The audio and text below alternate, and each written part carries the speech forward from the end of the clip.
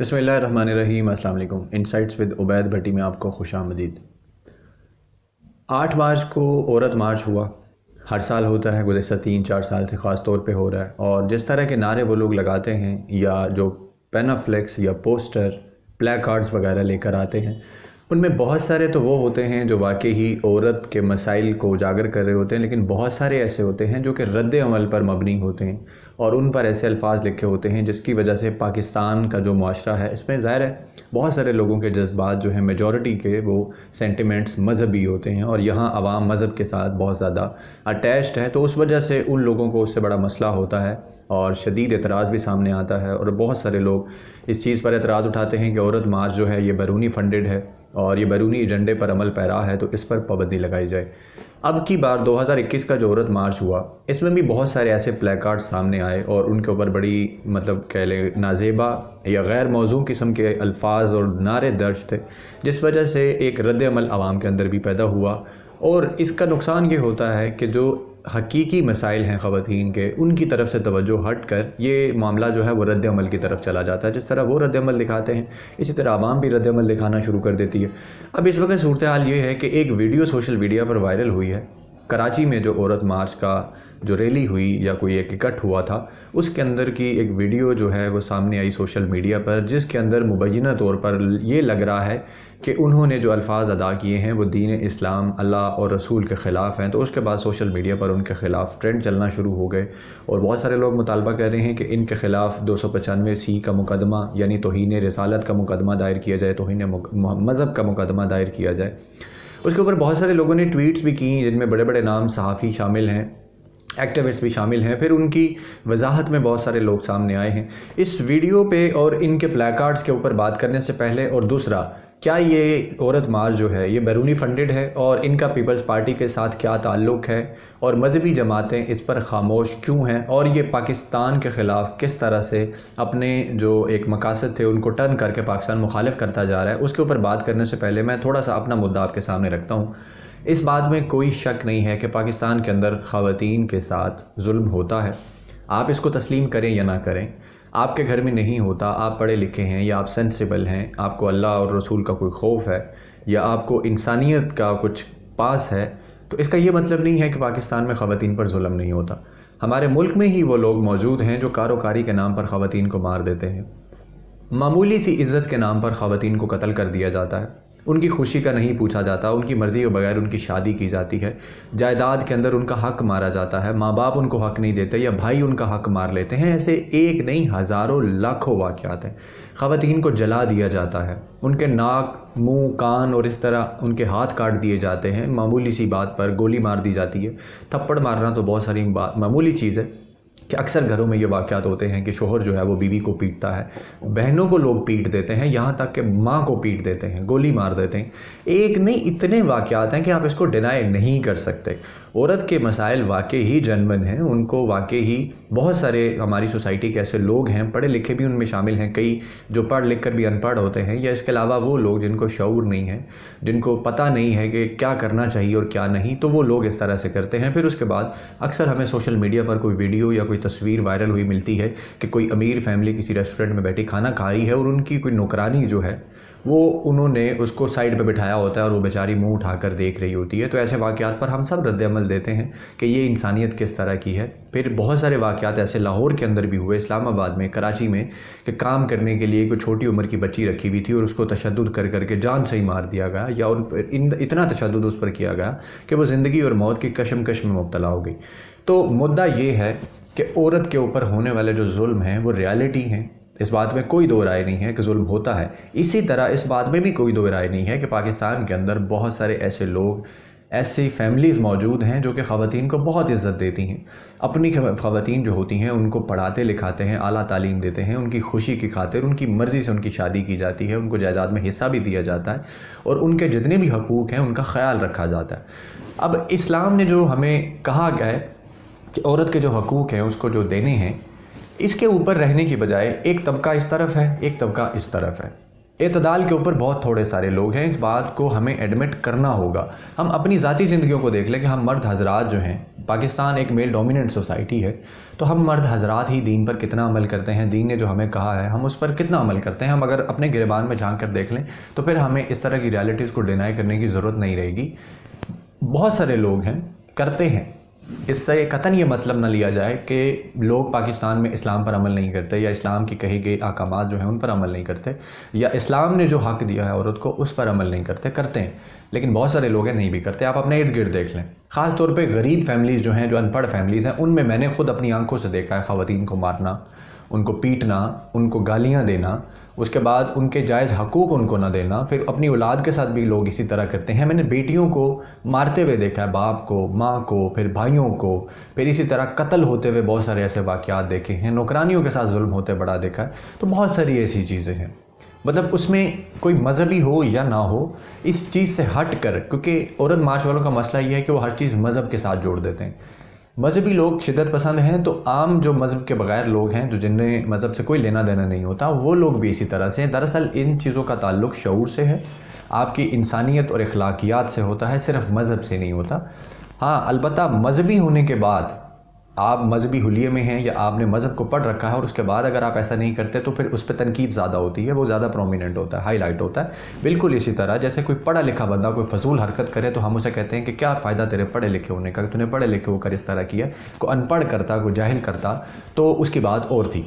बिल्कुल इसी तरह मज़हब को भी फिर लोग प्रोमिनेंट करते हैं। जिस तरह पढ़ा लिखा कोई शख्स दुनियादार का पढ़ा लिखा हो तो उसको प्रोमिनेंट करते हैं उसकी किसी भी गलती पर। अब आ जाते हैं औरत मार्च के अंदर क्या कुछ हुआ। उसमें बहुत सारे ऐसे पोस्टर्स हैं जो आपने देखे। कुछ पोस्टर्स मेरे सामने हैं, मैं ज़रा दोबारा से उनका तज़किरा कर देता हूँ आपके सामने, ताकि अगर आपको वो नहीं पता लगे तो वो भी हो। उनमें बहुत सारे पोस्टर अच्छे भी थे, सारे बुरे नहीं थे। अगर आप ये कहें कि सारे ही बुरे थे तो ये भी गलत बात होगी। इंसान को हक़ और सच की बात करनी चाहिए। जिस तरह ये एक पोस्टर था, मुझे बढ़तरी नहीं बराबरी चाहिए, तो ये बिल्कुल दुरुस्त बात है। फिर इसी तरह एक मर्द का पोस्टर है, I am a strong man because strong woman raised me, ठीक है, तो ये भी बहुत अच्छी बात है। और इसी तरह एक और है, आई मार्च सिक्योर माई सिस्टर सेज, काश मैं लड़का होती। तो बहुत सारी लड़कियों का ये मसला है कि वो बेचारी ये सोचती हैं कि वो भी लड़का होती तो उनके साथ ऐसा ना होता। और ये रियलिटी है कि फ़ैमिलीज़ के अंदर माएँ जो होती हैं वो बेटों का ज़्यादा करती हैं, बेटियों का ज़्यादा नहीं करती। ये रियलिटी है, ये बहुत सारी फैमिलीज़ में ऐसा होता है।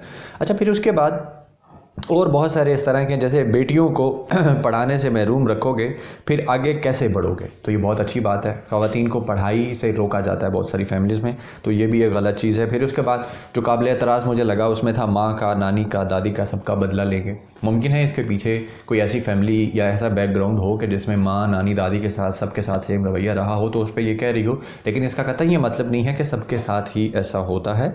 और उसके बाद एक बड़ा अच्छा पोस्टर था, मगरिब के बाद जो बलाएँ उतरती हैं क्या वो मर्द हैं। तो मतलब ये एक तंज़ किया गया है कि ख़वातीन को अक्सर कहा जाता है कि मगरिब के बाद जो है वो बलाएँ उतरती हैं। फिर उसके बाद उसने एक था कि जीवन की साथी हूँ, मासी नहीं। तो जो लोग मासी की तरह ट्रीट करते हैं बीवी को, तो ये भी गलत बात है। और बीवी जो है वो आपकी दोस्त होती है, वो इक्वल होती है आपके, या आपकी बहन है या कोई भी। फिर इस तरह बहुत सारे पोस्टर्स है, मतलब कितनों का जिक्र करूँ कि मतलब आपने ख़ुद ही देख रखे होंगे, अब ज़्यादा उनकी हम बात नहीं करते। लेकिन अब जो मामला वीडियो का हुआ है उस वीडियो की हम बात करते हैं। वीडियो ऐसी है कि उसके अंदर एक खातून है, वो नारे लगा रही हैं, और उन नारे लगाने वाली खातून जो है उनकी ज़ुबान से ऐसा लग रहा है कि वो मज़हब मुखालिफ नारे लगा रही हैं। अब बात यह है कि वो मज़हब मुखालिफ नारे हैं या नहीं, इस चीज़ का फ़ैसला जो है वो तो अब ज़ाहिर है जो कुवाम मौजूद थे वही कर सकते हैं, या अल्लाह पाक जो है वो बेहतर जानता है। लेकिन उस वीडियो में ऐसा लग रहा है कि वो खातून कह रही हैं कि मुल्ला भी जो है उससे भी हमें आज़ादी चाहिए, इमरान से भी आज़ादी चाहिए, इकबाल से भी आज़ादी चाहिए, और इसी तरह मुबैना तौर पर ऐसा लग रहा है कि वो कह रही है रसूल से भी आज़ादी चाहिए। तो उसके ऊपर बहुत सारे लोगों ने ट्वीट की और कहा कि ये खुदा और रसूल को जिस तरह पुकार रही हैं या इकबाल के बारे में ये कह रही हैं तो इनके ख़िलाफ़ तौहीन मज़हब का मुकदमा होना चाहिए। उसके बाद उस हवाले से बहुत सारे लोगों ने ट्वीट की और कहा कि ये आपके सुनने में मसला है, जबकि वो ऐसा नहीं कह रही, क्योंकि उनका भी मज़हब से उतना ही लेना देना है जितना कि बाकी लोगों का लेना देना है।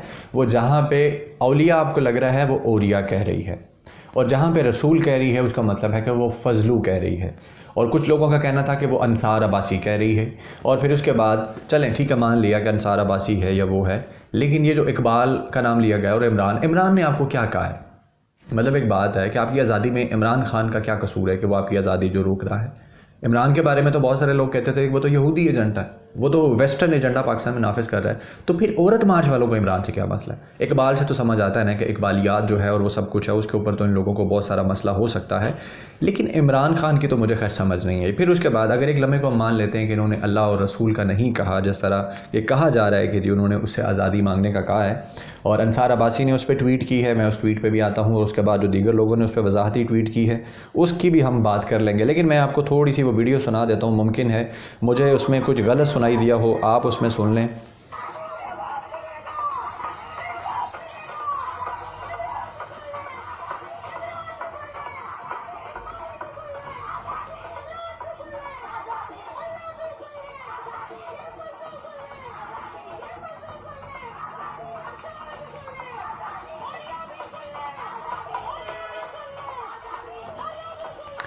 अच्छा, ज़ाती तौर पर मैं इसको अब दोबारा सुना है, आप भी सुन रहे हैं, तो मुझे इस पे जहाँ पे उसने कहा है ना अल्लाह भी सुन रहे, मतलब उन्होंने एक वजाहत पेश की है, मुझे ज़ाती तौर पर हो सकता है मेरे कानों को गलत फहमी हो रही हो, मुझे लगता है ये अल्लाह ही कहा गया है।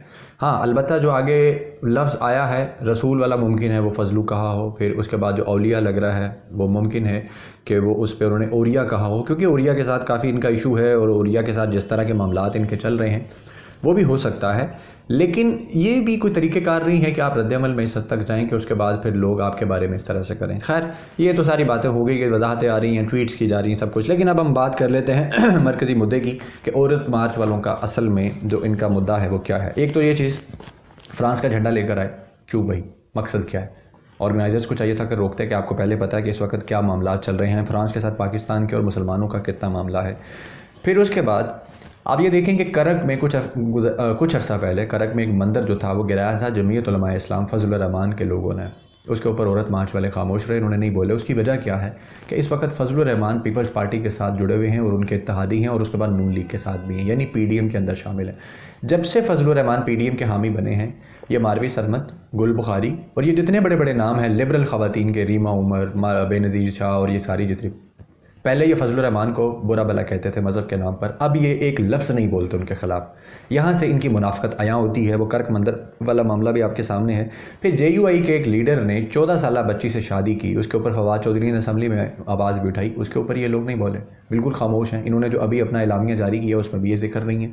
फिर उसके बाद सिंध के अंदर कारोकारी होती है, आपको पता है कारोकारी के नाम पर ख़वातीन को मार दिया जाता है, उसके ऊपर भी इन्होंने कुछ नहीं बोला, अपने वो जो अलामिया है उसके अंदर कुछ नहीं लिखा। फिर थर के अंदर जो बच्चे मरते हैं उनका जिक्र नहीं किया, उस पर खामोश रहे। अली वज़ीर ने जिस तरह से पाकिस्तान में फ़ौज और पाकिस्तान के ख़िलाफ़ बकवास की थी, उस पर औरत मार्च वाले उसकी यकजहती में सामने आ गए थे, उसकी कंडमनेशन करने लग गए थे। हालांकि सिंध हुकूमत ने और सिंध पुलिस ने उस पर मुकदमा किया, उसको गिरफ्तार किया, लेकिन उसकी मजम्मत करते रहे और आर्मी पे उंगलियां उठाते रहे और इमरान खान पे। सिंध हुकूमत को कुछ नहीं कहा, तो इससे साबित होता है कि इनकी पीपल्स पार्टी के साथ बहुत करीबी बॉन्ड है। उसके बाद PDM के साथ जिस तरह इज़हार यकजहती करते हैं इमरान खान और फ़ौज के ख़िलाफ़ जाकर, ये भी सब आपको पता है। उसके बाद हम बात करते हैं मुबैना फ़ॉरेन फंडिंग की। तो फ़ॉरेन फंडिंग की जहाँ तक बात है, मुझे ज़ाती तौर पर लगता है कि इनको NGOs फंड करती हैं, वरना ऐसा नहीं हो सकता। आप किस तरह से ये सब कुछ कर सकते हैं? थोड़ा सा तबका है, मेजॉरिटी पाकिस्तान के जो एलीट क्लास है वो इनके साथ नहीं है। फिर इनके जो ट्विटर अकाउंट वेरीफाइड हुए दिनों के अंदर, रातों रात वेरीफाइड हो गए। किस तरह से हो गए? यहाँ तो लोग महीनों सालों बैठे रहते हैं, जर्नलिस्ट हैं, बड़े बड़े नाम है, टेक्नोक्रेट है, उनका अकाउंट वेरीफाई नहीं होता, इनका कैसे वेरीफाई हो गया? फिर उसके बाद इन्होंने जो अपने घर में ख़वातीन पे जुल्म किए जाते हैं, अपनी नौकरानियों के साथ ये लोग जो जुल्म करते हैं, उसके ऊपर कोई बात नहीं की। क्यों? इनका एजेंडा आखिर क्या है? और बिलावल बाकायदा ट्वीट करके इनको वो जो है मुबारकबाद देता है कि जनाब हाँ बिल्कुल, आप औरत मार्च जो है बिल्कुल ठीक हो रहा है, आप औरतों की वो कर रहे हैं, आवाज़ उठा रहे हैं, और इस तरह की बातें की जाती हैं। फिर उसके बाद इन्होंने जो औरत सबसे बड़ी औरत की दुश्मन है, तो औरतों पर बात क्यों नहीं की जाती? मर्द पर ही सिर्फ उंगली क्यों उठाई जाती है? बिल्कुल मर्द जुल्म करते हैं, माशरा हमारा जो है मेल डोमिनेंट है, लेकिन औरत सबसे बड़ी औरत की दुश्मन होती है। ये खुद औरतें मुंह से कहती हैं, तो फिर उन औरतों के बारे में ये क्यों नहीं लफ्ज़ बोलते? फिर वो हमारे मुआशरे की ख़वातीन जो वाकई औरतों के लिए सही मिसाल हैं, जिसमें सानिया निश्तर है, उनका नाम क्यों नहीं लेते? उस खातून ने जो पाकिस्तान में इस वक्त गरीबों के लिए जो कुछ किया है और जिस तरह वो काम कर रही हैं, उनके बारे में बात नहीं करते। अब आखिर में मैं बात करता हूँ इनके मुल्क दुश्मन एजेंडे के बारे में। जो इनका एलामिया है उसके अंदर एक पॉइंट है, इन्होंने कहा है कि जनाब इन्वायरमेंटल माहौलियात जो है उसको जो नुकसान हो रहा है जिन मनसूबों से, उन मनसूबों को ख़त्म किया जाए, और जिन लोगों को आपने वो नए मनसूबे शुरू करने की खातिर वहाँ से हटाया है उनको वापस वहाँ पर बसाया जाए। और उसमें ज़िक्र किया है भाषा डैम और मोमन डैम का। क्यों भाई? भाषा डैम और मोहम्मद डैम से तो भारत को तकलीफ़ है, अमेरिका को तकलीफ़ है, आपको क्या तकलीफ़ है? ये बेसिकली अवामी वतन पार्टी का एजेंडा है जिसको ये एन कॉपी पेस्ट कर रहे हैं और पाकिस्तान के मफादात के ख़िलाफ़ जिस तरह से ये बात कर रहे हैं, ये बिल्कुल दुश्मन का एजेंडा है। इनको जो भाषा डैम से तकलीफ़ हो रही है उनकी, हालांकि हुकूमत ने 150 अरब रुपया वहाँ से, जिन लोगों को वहाँ से हटाया गया और वहाँ पे जो थोड़ी बहुत सेटलमेंट जो थी वो ख़त्म की गई, उनको 150 अरब रुपया तकरीबन खर्च किया वो ज़मीनें लेने के लिए। लेकिन ये लोग जो हैं ये पाकिस्तान के ख़िलाफ़ इस तरह से ये जो बातें करेंगे तो फिर उसके बाद आपके ख़िलाफ़ आवाज़ें उठेंगी। आपका एजेंडा अगर दुरुस्त भी है और आप वाकई अगर ख़वातीन के लिए उठे हुए हैं, लेकिन आपकी इस तरह की हरकतें, आपका ये सियासी एजेंडा, सियासी बयानियाँ आपके लिए नुकसान देगा और इस काज को भी, इस मकसद को भी नुकसान देगा जो आप ख़वातीन के तहफ़्फ़ुज़ के लिए आवाज़ बुलंद कर रही हैं।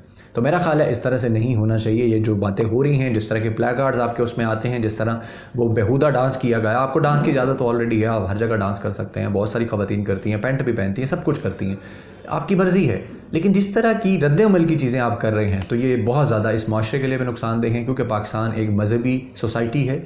अगर आपको अपनी आज़ादी की मतलब इतनी फ़िक्र है तो फिर आपको उन ख़वातीन की भी इज़्ज़त करनी होगी जो बुर्का पहनती हैं और जो अपने खामद के साथ मिलकर कहती हैं कि मैं तुम्हें खाना बना कर दूँगी, फिर आपको उनकी इज़्ज़त भी करनी चाहिए। उनको अगर आप बुरा भला कहेंगे, गाली देंगे तो फिर बदले में आपको भी गाली मिलेगी, फिर आपके ऊपर फतवे भी लगेंगे, फिर आपको फॉरेन फंडेड भी कहा जाएगा, फिर आपको बैन करने की भी बातें की जाएंगी। तो खैर नाज़रीन, ये एक मुख्तसर खुलासा था जो इन चीज़ों का मैंने आपके सामने रखा और उम्मीद करता हूँ कि आपको इसमें बहुत सारी चीज़ें जो हैं वो पसंद आई होंगी और समझ भी आई होंगी। अब तक के लिए इतना ही। अपना बहुत सारा ख्याल रखिएगा। अल्लाह हाफ़िज़।